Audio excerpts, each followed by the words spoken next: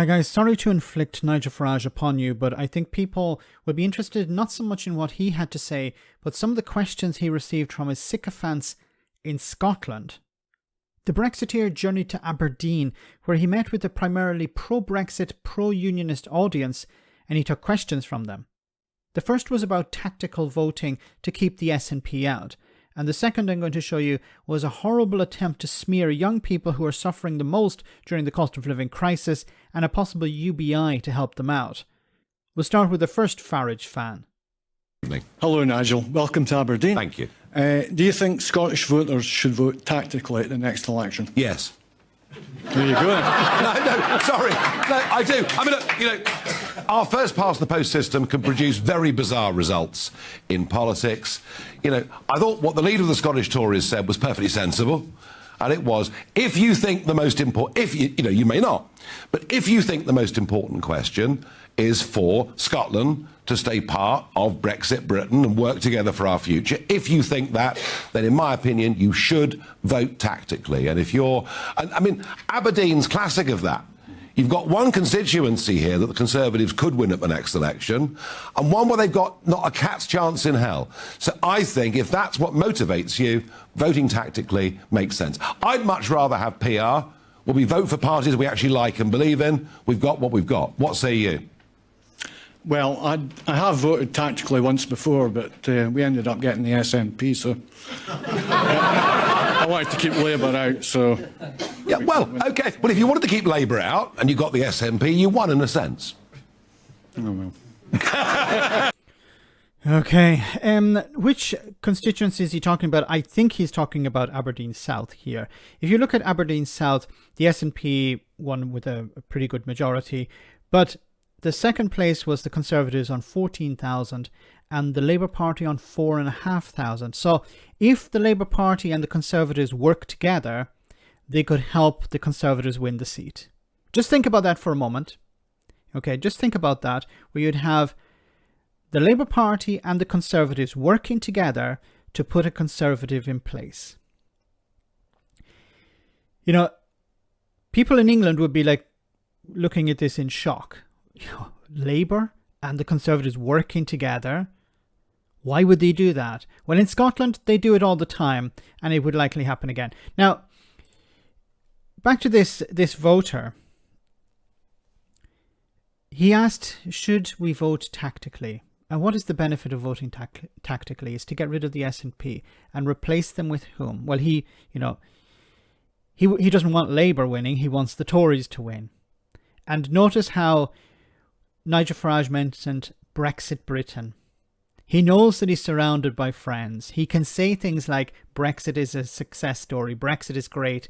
There's nothing wrong with Brexit, even though businesses in Scotland are struggling because of Brexit. The fishing industry deeply impacted by Brexit in Scotland. But he can get away with it. He didn't have beer thrown on top of him. He didn't get run out of town because he knows he's in a safe location. Anyway, let's get on to the second question. My question is, Humza Yousaf seems determined to introduce a minimum income guarantee scheme for all adults in Scotland up to a maximum of £25,000 per annum. And this, of course, to be paid for by further increases in taxation for middle and high earners. Undoubtedly, this will be popular with the work-shy, alcoholics and drug users.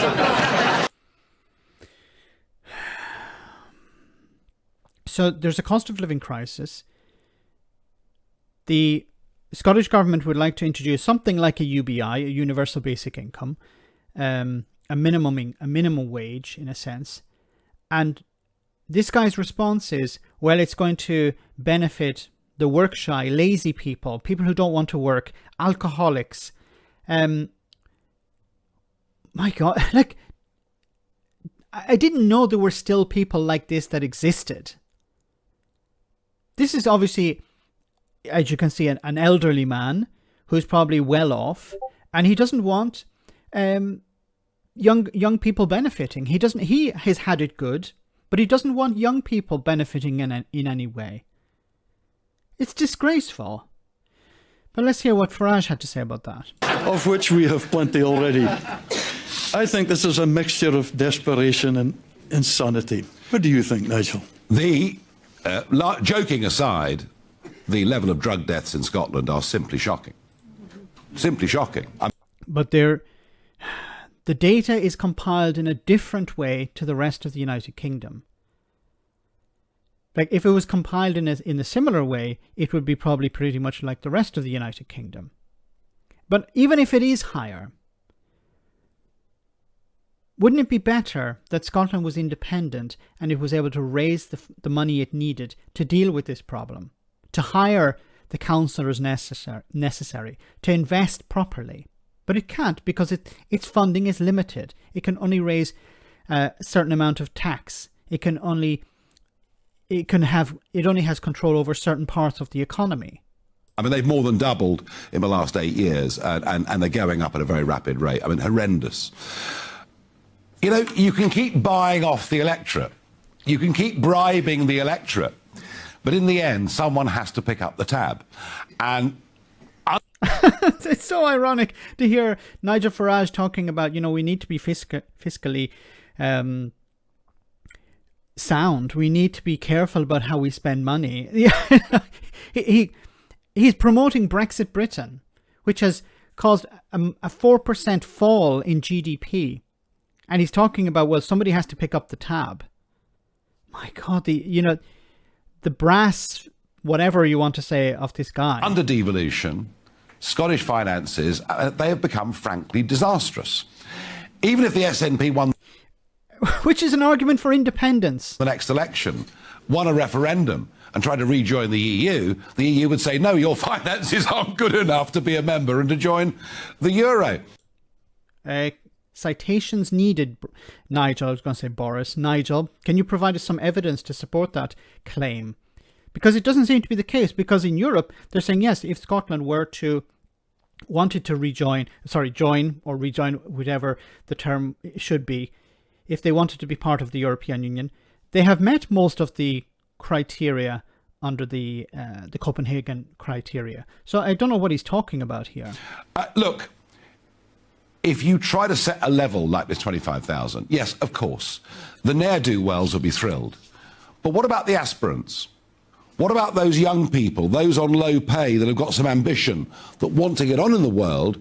What you effectively do is put a glass ceiling on their aspirations. What are you talking about? By giving people a minimum income, you don't take away their aspirations. What he's trying to sell here, and you find this a lot in the United States as well, and I think he's copying a lot of this rhetoric. This idea that if we give young people, if we give people, it doesn't have to be young people, but if we give people a minimum wage, it disincentives them. There's a disincentive from trying to go up the career ladder. It's ridiculous. But these arguments are normally coming from people who are multimillionaires, saying we can't give people, if we give people more money, then they'll work less.